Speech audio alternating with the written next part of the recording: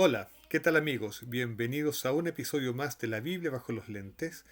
Y yo creo que este es un episodio muy aguardado porque hoy día vamos a discutir, analizar, comentar el cuarto cántico del siervo, el más conocido de todos y también el más polémico, el que se encuentra entre el final del capítulo 52 y todo el capítulo 53 del libro de Isaías. Ok, no los hago esperar más. Vamos al texto. Entonces, ok, vamos a analizar el cuarto cántico del siervo. Y como les decías, este cántico se encuentra entre el versículo 13 de Isaías 52 y el último versículo, el versículo 12 de Isaías 53. Pero antes de dedicarnos al cuarto canto, vamos a hacer un repaso. Vamos a hacer un repaso de lo que hemos aprendido de los cánticos anteriores. Primero, establecimos en el primero de los videos dedicados a los cuatro cantos del siervo en Isaías, establecimos que el siervo era Israel, ¿no es cierto? En toda esta sección del Deutero Isaías hay algo así como 8 versículos que nos dicen que Israel es el siervo. Lo nombran, lo identifican, es el siervo. Por supuesto, hay otras interpretaciones que se pueden dar, pero como interpretaciones adicionales, como interpretaciones alegóricas. La interpretación que el propio texto nos da es que el siervo es Jacob, es Israel. Ok, establecido eso, debemos recordar algunas características de los cantos anteriores. Por ejemplo, en el segundo canto, que está en el capítulo 49, en el versículo 3, ¿no es cierto? Se nos dice, se nos recuerda, tú eres mi siervo Israel, en quien yo mostraré mi gloria. Entonces, este siervo sirve a Dios con un propósito, que Dios muestre su gloria en él. Algo parecido como lo que sucedió en Egipto, ¿no? Que la redención del pueblo desde Egipto, el rescate del pueblo, la liberación del pueblo desde Egipto, es una manifestación de la gloria de Dios. ¿Okay? Y esa liberación que Dios le va a proveer a su pueblo es tan grande que el versículo 7 del capítulo 49 nos dice que primero que iba a ser despreciado, iba a ser el aborrecido, iba a ser siervo de gobernantes, pero que al liberarlos, lo verán reyes y se levantarán y príncipes y se postrarán a causa del Señor que es fiel, del Santo de Israel que te ha escogido. Es decir, los reyes y los príncipes de las naciones se van a admirar, van a quedar sorprendidos y van a adorar a Dios por causa de la liberación que va a hacer Dios del pueblo de Israel, de su siervo. En el tercer, en el tercer cántico del siervo se nos anuncia algo que a primera vista puede ser chocante, pero revisando la historia es completamente normal. El siervo de Dios va a sufrir. ¿No es cierto? El versículo 4 al 6 nos dicen, eh, eh, por ejemplo, el versículo 6, ¿no es cierto? Es más específico, di mis espaldas a los que me herían y mis mejillas mis mejillas a los que arrancaban la barba, no escondí mi rostro de injurias y esputos. ¿Mm? El pueblo va a ser entonces el siervo de Israel, perdón, Israel, el siervo de Dios, va a ser humillado, va a ser injuriado, va a ser maltratado y va a sufrir. Eso, lo que evidentemente es una obviedad desde el punto de vista de la historia. Entonces ahora llegamos al cuarto canto. El cuarto canto comienza en Isaías 52:13, en los últimos tres versículos de Isaías 52. Pero yo creo que es bueno darle el contexto. Para entender de qué se trata este cuarto cántico, vamos a tratar de entender en qué capítulo el deutero Isaías lo insertó. ¿Mm? Entonces vamos a leer los primeros 12 versículos del capítulo 52. No los vamos a comentar demasiado, no nos vamos a detener para no perder mucho tiempo, pero sí vamos a tomar la idea general. Entonces, Isaías 52:1 dice así: Despierta, despierta, vístete de tu poder, oh Sión, vístete de tus ropajes hermosos, oh Jerusalén, ciudad santa, porque el incircunciso y el inmundo no volverán a entrar en ti.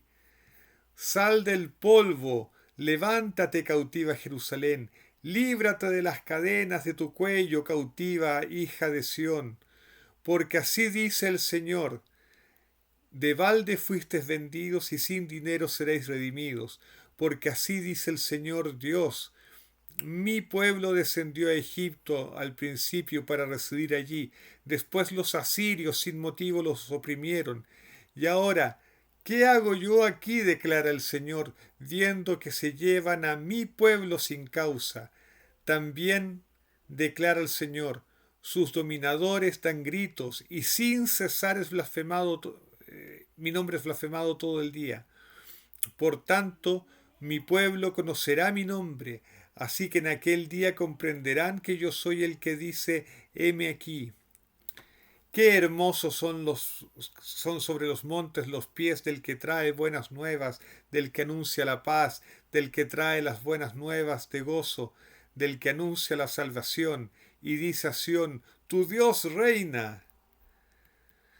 Una voz, tus centinelas alzan la voz, a una gritan júbilo, porque verán con sus propios ojos cuando el Señor restaure a Sión. Prorrumpid a una en gritos de júbilo, lugares desolados de Jerusalén, porque el Señor ha consolado su pueblo, ha redimido a Jerusalén. El Señor ha desnudado su santo brazo a la vista de todas las naciones, y todos los confines de la tierra verán la salvación de nuestro Dios. Apartaos, apartaos, salid de allí, nada inmundo toquéis, salid de en medio de ella, purificaos vosotros los que lleváis las vasijas del Señor. Se refiere a los sacerdotes, ¿no? Pues no saldréis precipitadamente, ni iréis como fugitivos, porque delante del Señor, porque delante de vosotros irá el Señor, y vuestra retaguardia será el Dios de Israel. Entonces fíjense aquí en todo este pasaje, en casi todo el capítulo 52, se trata de la redención de Israel, de la redención del siervo, por lo tanto. Y fíjense que Dios en estos pasajes insiste en que el pueblo ha sido llevado al exilio sin causa. Y uno se pregunta cómo, si todo el Antiguo Testamento dice que el pueblo se fue al exilio por causa de sus pecados. Sí, pero Dios perdonó sus pecados. Dios perdonó los pecados del pueblo y ahora no hay causa para que estén en el exilio. Además, son los dominadores, aquellos que han hecho cautivo al pueblo, los que blasfeman el nombre de Dios todo el día. ¿Por qué? Porque se burlan de su pueblo. Maltratan a su pueblo. Sin embargo, el pueblo de Dios va a conocer el nombre de Dios, va a comprender cuál era, quién es su Dios, se va a arrepentir, va a volver a Dios, en fin, y va a venir la redención. Eh, entonces aquí hay varias cosas interesantes. Una es que el pueblo de Dios es visto como inocente y los culpables son los pueblos que han llevado a Israel al exilio. Ellos son vistos como culpables. Israel ha vuelto a Dios y Dios le ha dado la libertad. Y eso nuevamente sorprende a las naciones. Decía eh, el versículo, acabamos de leer. ¿Dónde está? Lo acabamos de leer. Eh,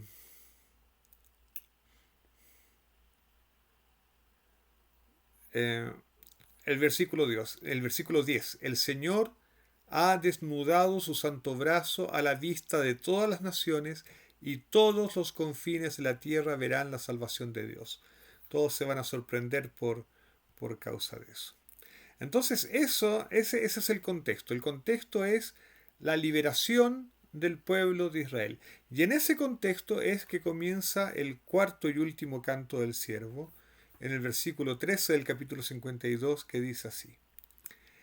He aquí mi siervo prosperará, será enaltecido, levantado en gran manera exaltado. De la manera que muchos se asombraron de ti, pueblo mío, así fue desfigurada su apariencia más que la de cualquier hombre, y su aspecto más que el de los hijos de los hombres. Ciertamente él asombrará a muchas naciones, los reyes cerrarán la boca ante él, porque lo que no les habían contado verán, y lo que no habían oído entenderán. Entonces, este comienzo del cuarto canto, ¿qué es lo que nos dice? Bueno, primero, aquí es Dios el que está hablando. Dios habla a través del profeta, ¿no es cierto? Y esto es como el abstract, es el resumen de lo que se va a contar después. El siervo de Dios va a prosperar, a pesar de que fue desfigurada su apariencia y a pesar de que ella estaba casi irreconocible como ser humano, el siervo se va a ser prosperado y las naciones se van a asombrar con él y los reyes van a cerrar la boca, se van a tapar la boca de asombro, van a callar, no van a decir nada delante del, del siervo de Dios porque van a ser asombrados por lo que Dios va a hacer con el siervo. Y es porque lo que Dios va a hacer con su siervo, con el pueblo de Israel, como ya lo establecimos antes, es inaudito. No se había visto antes, es algo completamente nuevo. Bueno, antes de seguir, déjenme contarles que el mundo académico, los académicos dividen este cántico en tres secciones. La primera, que es la que acabamos de leer, Isaías 52, 13 al 15, es la sección en la que Dios habla y anticipa la sorpresa de las naciones y de sus reyes ante la liberación y la exaltación de Israel. En el versículo 53, en el capítulo 53, los primeros 10 versículos son versos en que el hablante lírico, quien habla, son los reyes de las naciones. Son los reyes de las naciones que justamente cuentan de este asombro al ver esto que es nuevo, que no se había visto antes, al enterarse de esto que era inaudito. Eso es lo que van a relatar entre el versículo 1 y el versículo 10 del capítulo 53.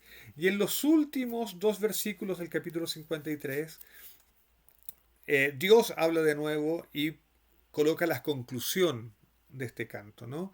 Hace como el resumen final. Esta división no fui yo que la hice, es la división usual del mundo académico y de hecho aparece en una nota a pie de página al comienzo del cuarto cántico en la Nueva Biblia de Jerusalén, que no es exactamente una Biblia patrocinada por el rabinato de Jerusalén, digamos. ¿Eh?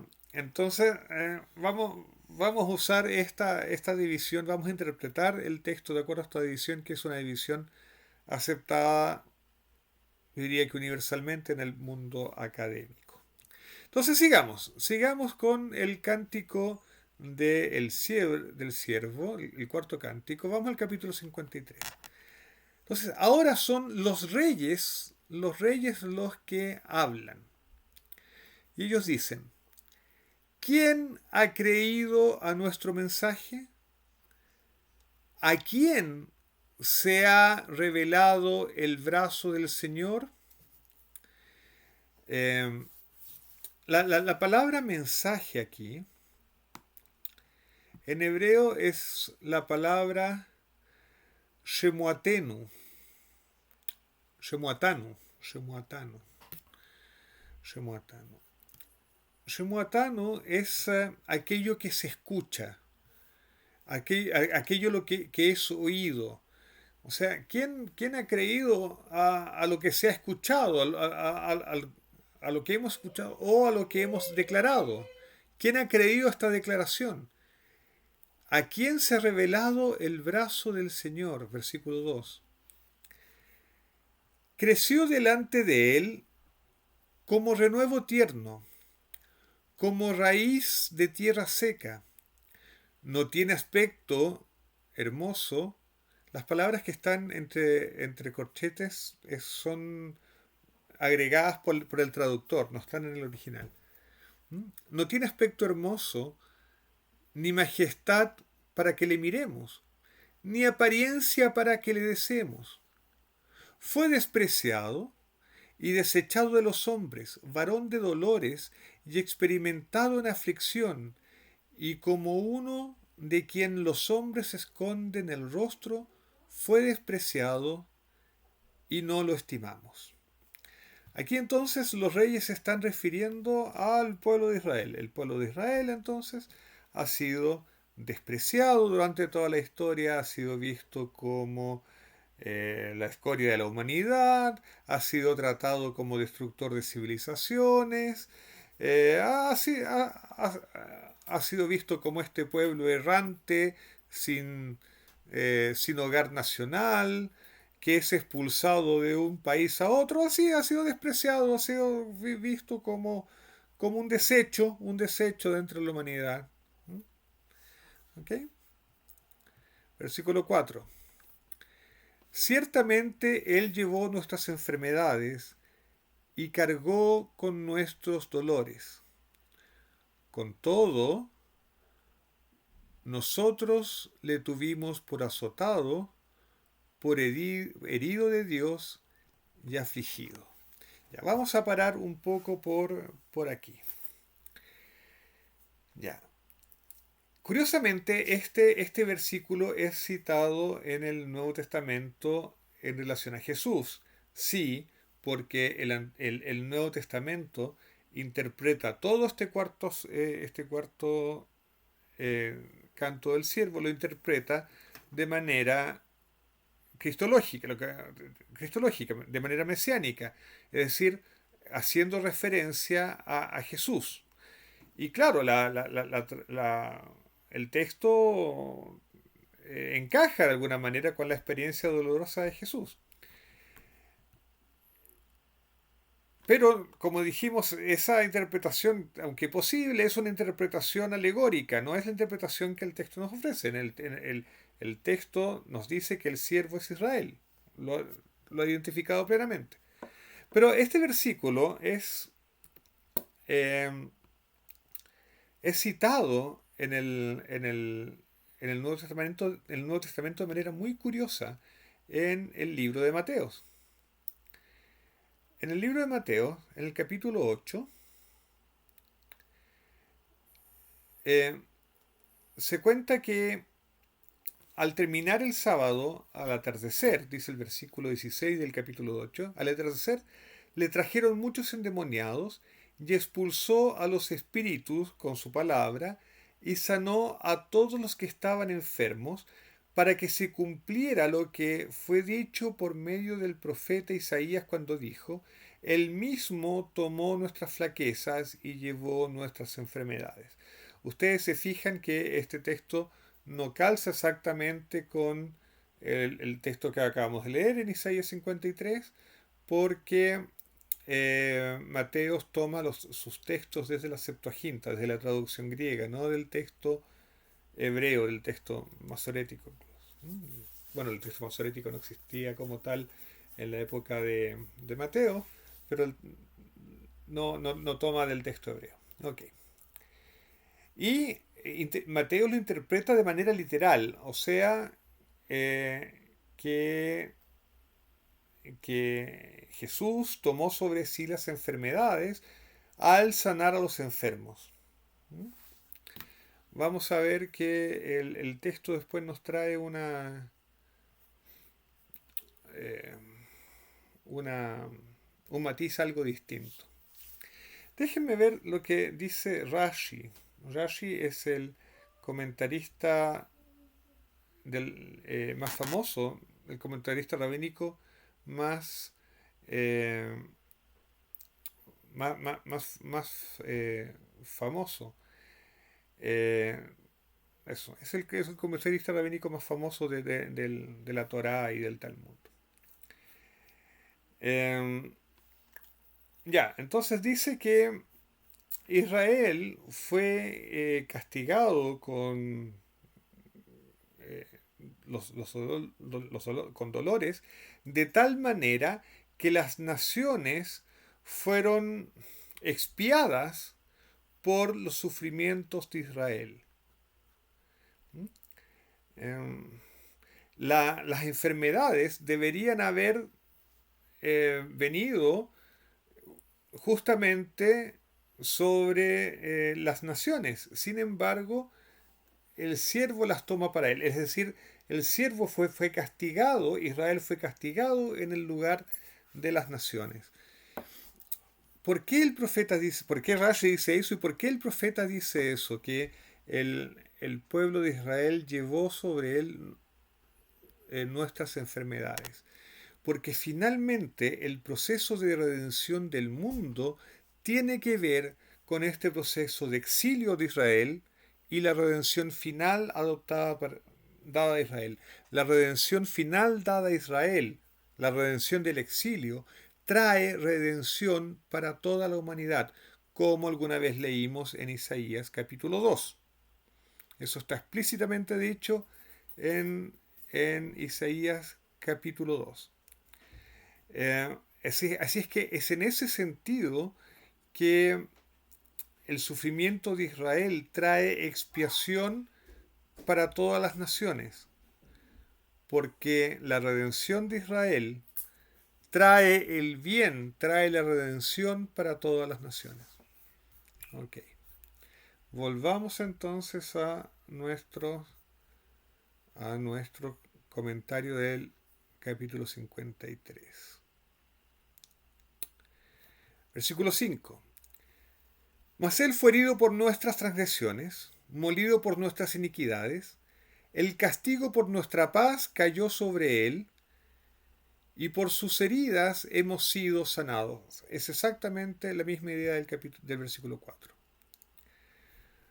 Todos nosotros nos descarriamos, como ovejas, nos apartamos cada cual por su camino, pero el Señor hizo que cayera sobre él, sobre el siervo, la iniquidad de todos nosotros. A ver, esto tiene que ver con lo que leímos en el comienzo del capítulo 52 de Isaías.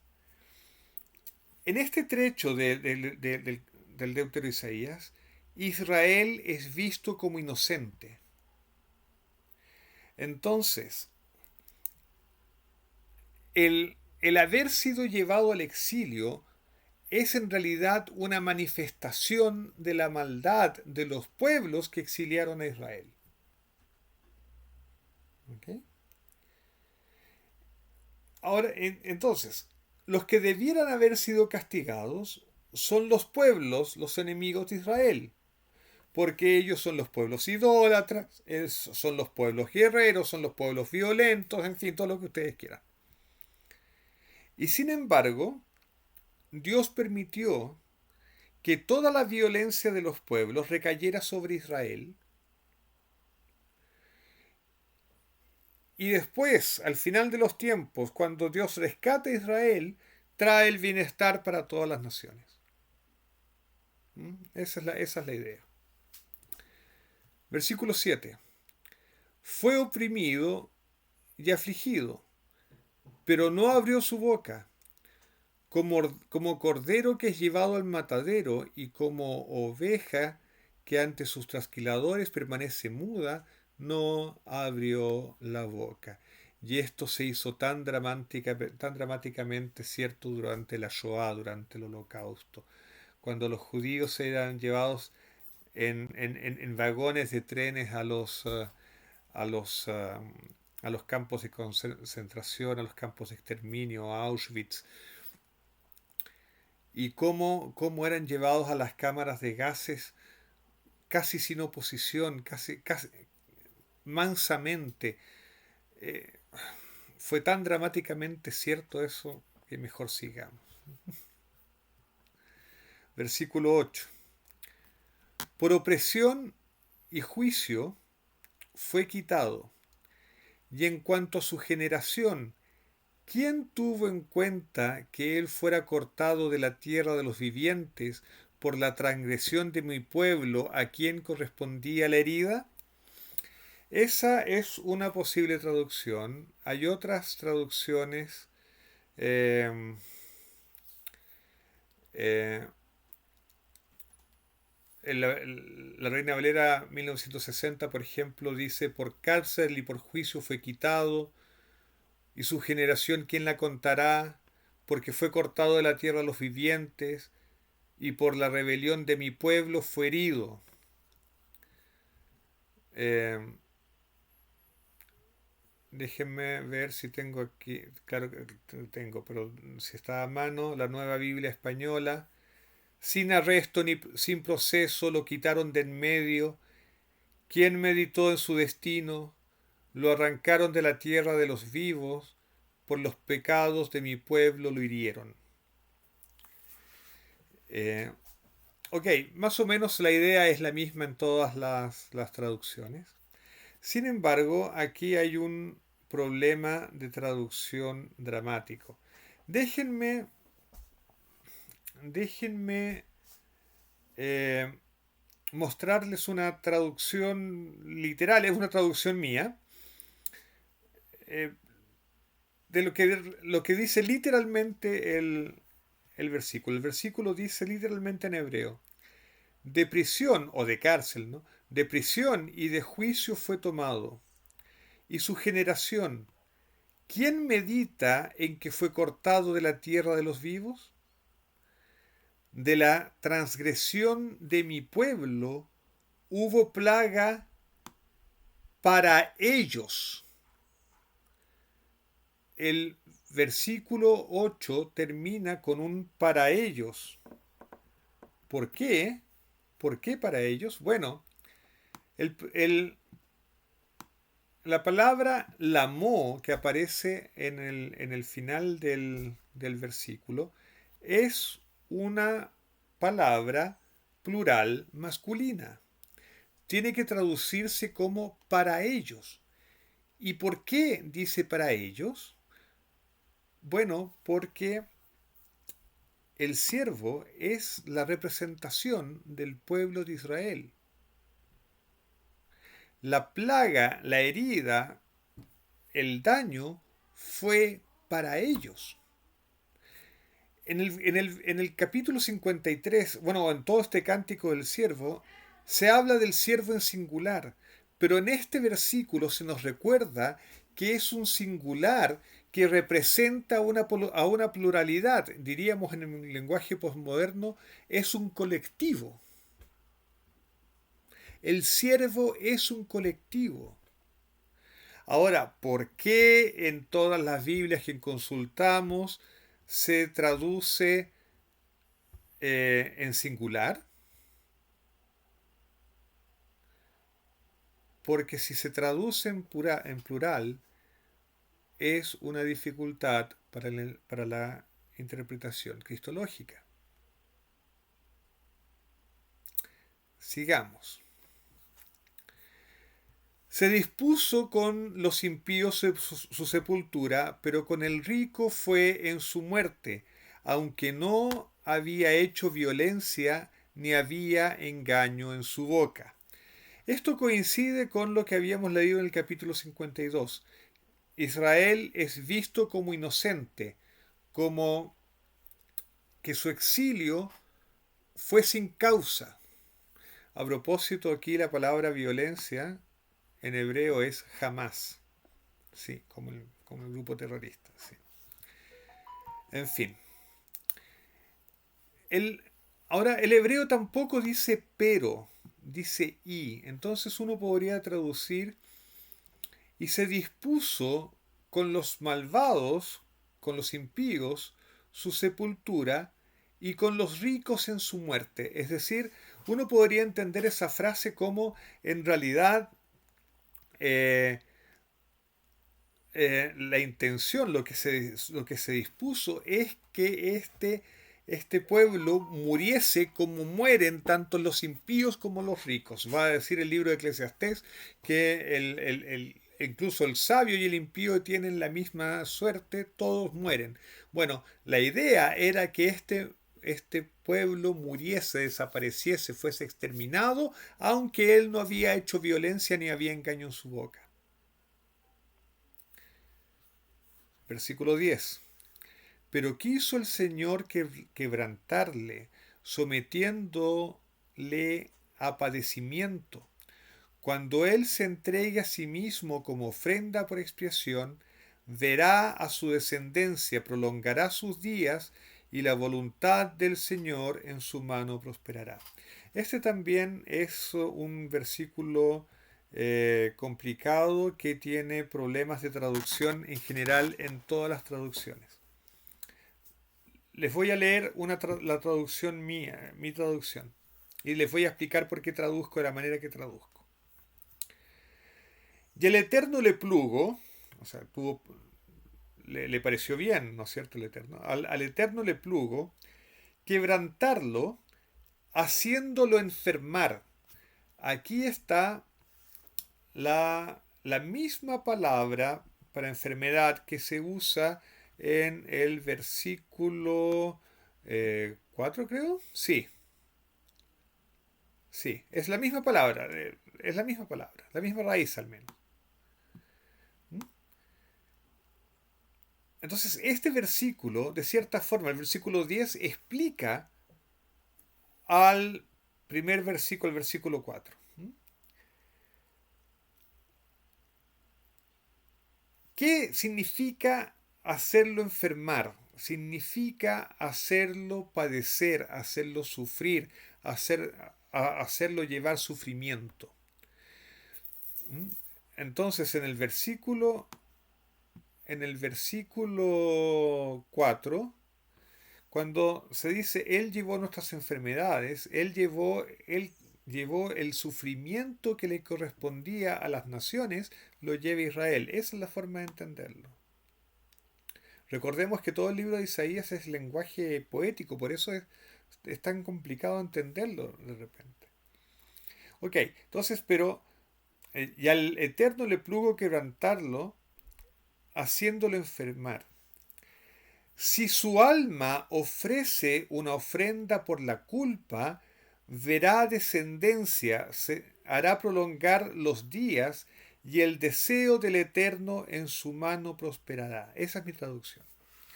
Fíjense la diferencia que hay con la Biblia de las Américas y con casi todas las Biblias, ¿no? Que comúnmente uno tiene acceso. El, la, las traducciones normalmente dice cuando Él se entrega a sí mismo como ofrenda de expiación. Esa es una traducción muy cristológica, muy cristiana, digamos. Pero el versículo es difícil. El versículo, la frase dice en hebreo, Im tasim asham nafsho. Im tasim significa si coloca. Asham significa culpa o bien una ofrenda por la culpa. Nafsho, su alma. Eso es lo que dice. Si coloca una ofrenda de culpa, su alma. Los traductores normalmente entienden que el siervo tiene que colocar su alma, o sea, a sí mismo, como ofrenda de pecado, como ofrenda de culpa, que no es lo mismo que ofrenda de pecado. Mi error.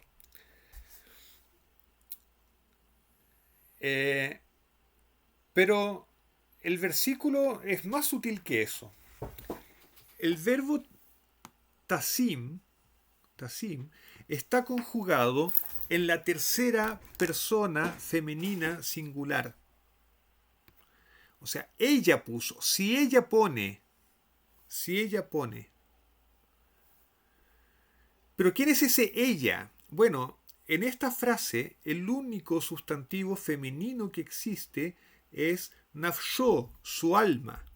Nefesh, alma, en hebreo es femenino. Entonces, lo natural es que el sujeto del verbo poner sea la palabra alma.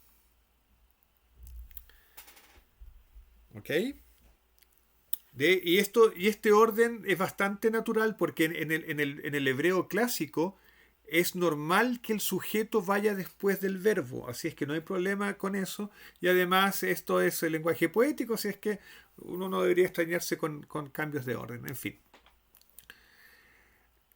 Entonces, si alma es el sujeto de poner, quiere decir que es su alma, es el alma del siervo el que quien pone o presenta u ofrece un asham, un sacrificio por la culpa. Entonces, ¿qué está diciendo este versículo? Es que si el siervo se arrepiente, si el siervo regresa a Dios, si el siervo confía en Dios finalmente, verá descendencia.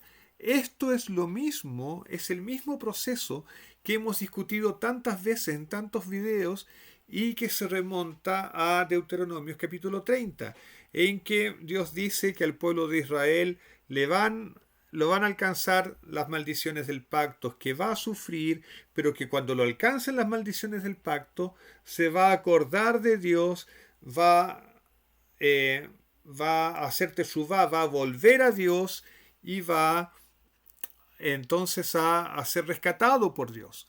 Es la misma idea que está aquí. Y aquí son los reyes de la tierra que lo dicen. Si su alma ofrece una ofrenda por la culpa, verá descendencia. O sea, se prolongará, ¿no es cierto? Pero vamos a ver lo que dice esa descendencia. Hará prolongar los días y el deseo del Eterno en su mano prosperará. Va a cumplir la voluntad de Dios. Ok. ¿Cuál es el problema con verá descendencia? Es que la palabra que usa el hebreo para descendencia es zera, o en una pronunciación más israelí, zera. ¿Y qué es zera? Zera es semilla, simiente, incluso semen. Y siempre, sin ninguna excepción, se refiere a descendencia biológica. Aquí no vale adopción, no es descendencia espiritual, No, es descendencia biológica. Siempre. La palabra zera, indica descendencia biológica. Entonces, el siervo, cuando ofrezca una ofrenda por su culpa, va a haber descendencia. Este pueblo, este siervo al que todos querían ver muerto, resulta que no solamente no va a estar muerto, sino que va a haber descendencia, y descendencia física. Hará prolongar los días. Esta, esta, esta, esta frase, hará prolongar sus días, comúnmente se refiere a la permanencia del pueblo en la tierra de Israel. Por ejemplo, el quinto mandamiento, ¿no es cierto? El mandamiento de honrar al padre y a la madre, viene acompañado con una promesa. ¿Cuál es esa promesa? Para que se prolonguen tus días en la tierra que el Señor tu Dios te da. Okay. Entonces el pueblo va a seguir existiendo, va a tener continuidad, sobre su tierra, y va a obedecer la voluntad de Dios. Esa es la redención. Y aquí termina el discurso de los reyes. Versículo 11 y 12, los últimos dos, en los que vuelve a hablar Dios. Debido a la angustia de su alma, él, el siervo, lo verá y quedará satisfecho. Va a ver para atrás toda su historia de su sufrimiento y el resultado de la redención, y va a quedar satisfecho. Por su conocimiento, el justo, mi siervo, justificará a muchos. El hebreo dice, tiene el sentido de que va a hacer que las personas se tornen justas, justificará a muchos y cargará las iniquidades de ellos. Aquí Dios está haciendo el resumen, ¿no es cierto? Cuando las naciones vean lo que ha sucedido con Israel, que ha sido despreciado y finalmente reivindicado por Dios, este pueblo que tuvo reputación de haber sido abandonado por Dios. Fíjense lo que decía el versículo 4. Nosotros lo tuvimos por azotado, por herido de Dios y afligido. ¿No? Herido de Dios, abandonado por... O sea, que Dios se estaba encargando de herirlo.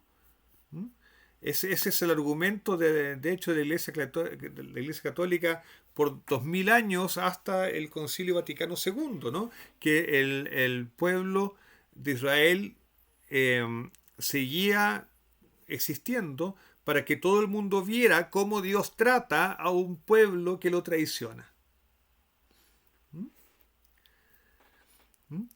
Pero resulta que ahora van a ver la redención, y al ver la redención, los pueblos van a decir, wow, solamente Dios pudo haber hecho esto, y van a transformarse en justos, van a adorar a Dios, van a seguir los principios de Dios, se van a transformar en justos. Y el pueblo habrá cargado entonces con las iniquidades de los pueblos, habrá soportado las iniquidades de los pueblos, hasta que los pueblos se conviertan a Dios. Por tanto, yo le daré parte con los grandes, y con los fuertes repartirá despojos, porque derramó su alma hasta la muerte, y con los transgresores fue contado, llevando el pecado de muchos e intercediendo por los transgresores. ¿Por qué intercediendo por los transgresores? Bueno, una forma de entenderlo quizá tiene que ver con la fiesta de Sukkot, la fiesta de las cabañas. En la fiesta de las cabañas, en el antiguo Israel, cuando existía el templo, se sacrificaban 70 bueyes. Un buey, toros en realidad, no eran bueyes, eran toros, o novillos. 70 novillos, uno por cada una de las naciones. En la Biblia, las naciones forman un conglomerado de 70.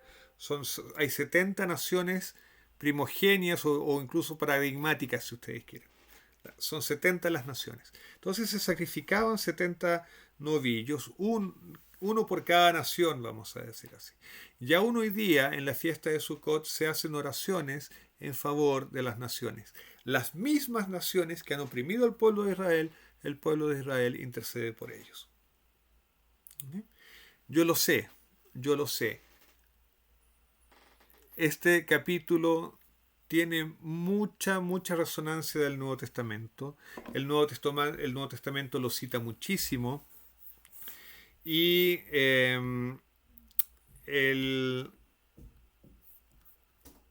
y hay y nuestra propia forma de leerlo que está,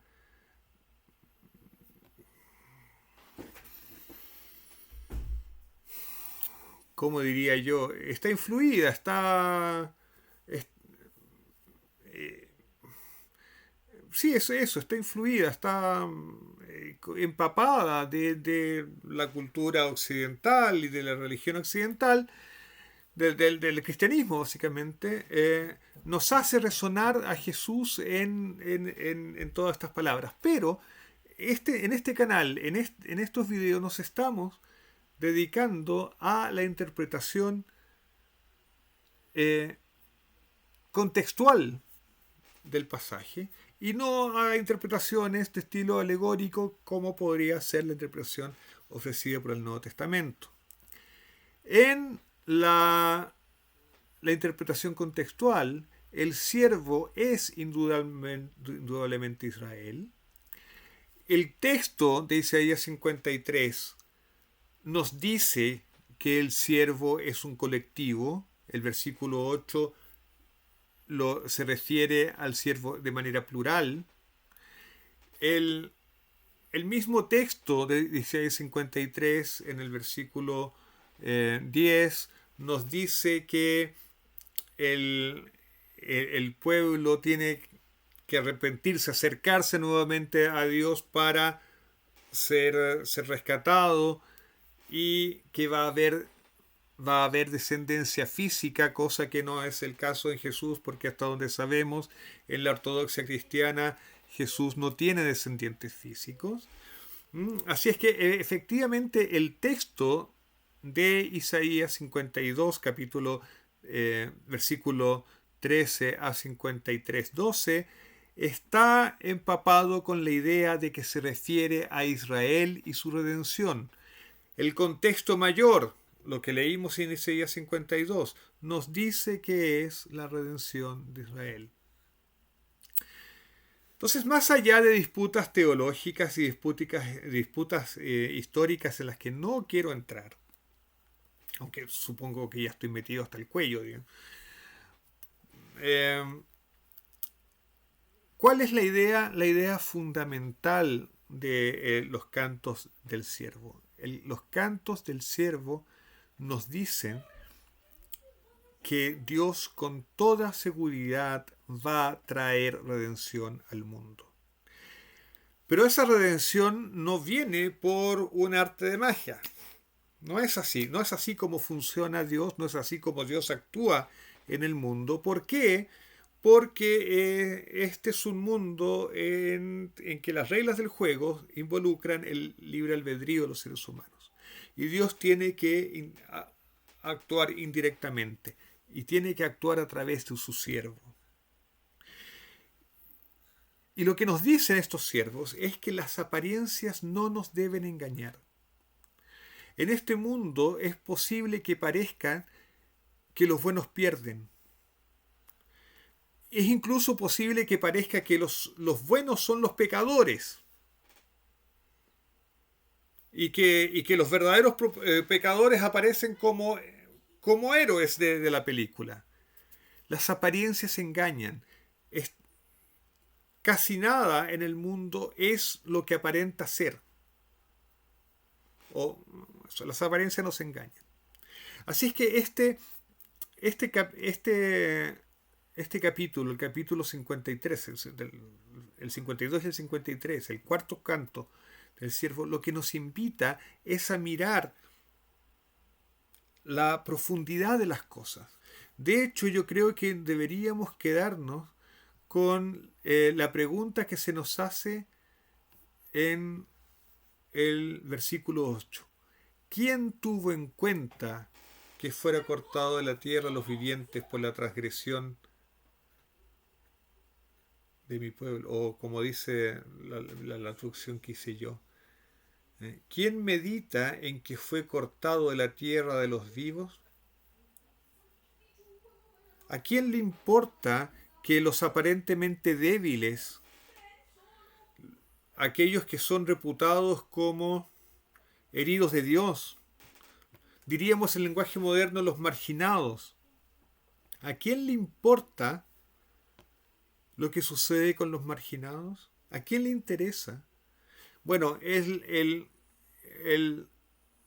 este capítulo nos dice cuidado, porque quizá lo único que importa en la historia de este mundo es cómo se ha tratado a los marginados. Pensemos en eso y aprovechemos este sábado de reposar en Dios, de descansar en Dios, de comunicarnos con Dios y pensar en las cosas que realmente importan. Shabbat Shalom. Nos vemos en la próxima. Chao, chao.